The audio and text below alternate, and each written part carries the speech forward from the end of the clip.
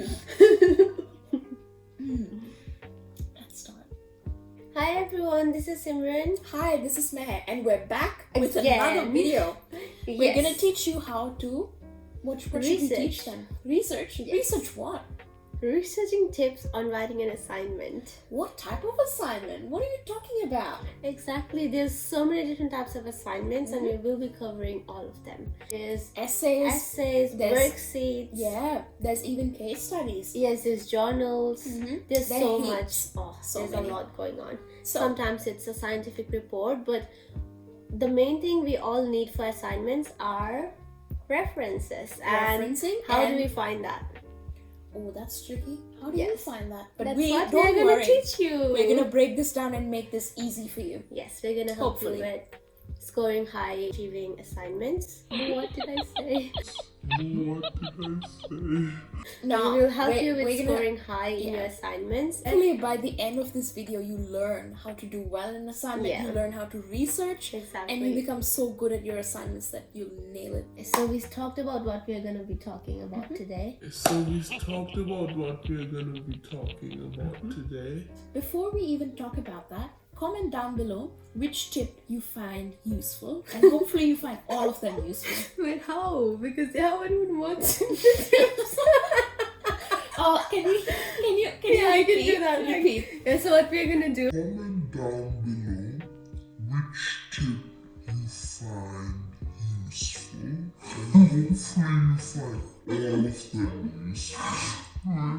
Yeah. So first tip for all of you is breaking down the assignment. So it could be a topic, it could be a question, because there are different types of assignments, and what you have to do is break down the question, and when you're breaking it down you can have a lot of keywords written down about Highlight that the important ones. So break down the question. Maybe you might have a long, lengthy question, a wordy question, and please don't let that put you off. But try and highlight the most important keywords from that question. So take your question in a paper on your computer and highlight your keywords. Highlight and make a list of those keywords. Example, if it's asking something that has to do with a drug effect on mitochondria's function, right? So what I would do is I would write down mitochondria, I would write down function of mitochondria, I would write down the drug's name and that drug's effect on mitochondria. So we're gonna make few sentences out of those keywords, and that is what we're going to be researching about. So that's our first tip for all of you. And the second tip is drum roll. Don't stick to a single database. So what we mean by that? What do you think we mean by that? So sticking to one database means only trying to find stuff from one website. Oh, for example, PubMed. Why use only PubMed? Yes, exactly. When we can use so many other resources. like the library website, your uni library website, Google Scholar, heaps. There's Google Scholar, there's library website, there's PubMed, there's Science Direct. How about Wikipedia? Wikipedia is okay, but you can't use the information right out of Wikipedia. Don't so reference make sure your Wikipedia, guys. Don't do that.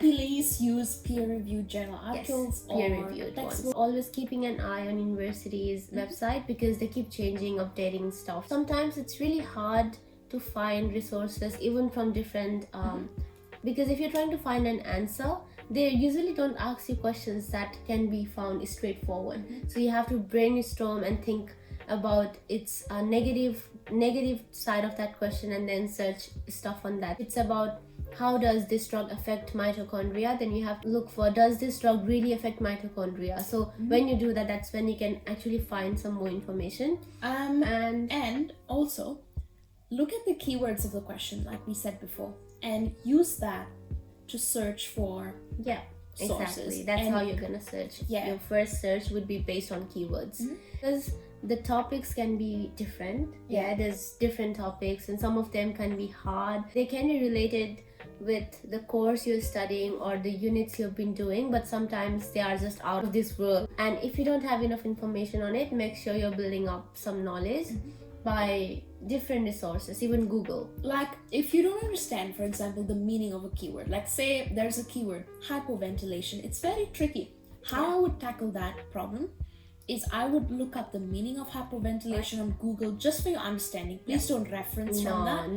Never copy anything from Google. That's or even not. like I would look up YouTube videos explaining what the keyword is, like I would hyperventilation. suggest Khan Academy. It is amazing.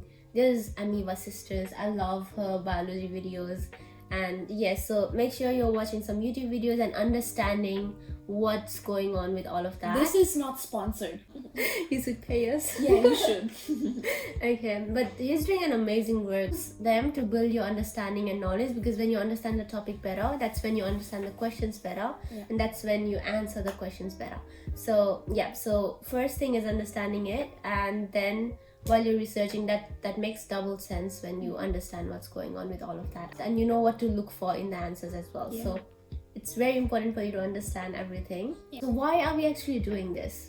We are doing this because we want references for assignments, right? There are different kind of assignments.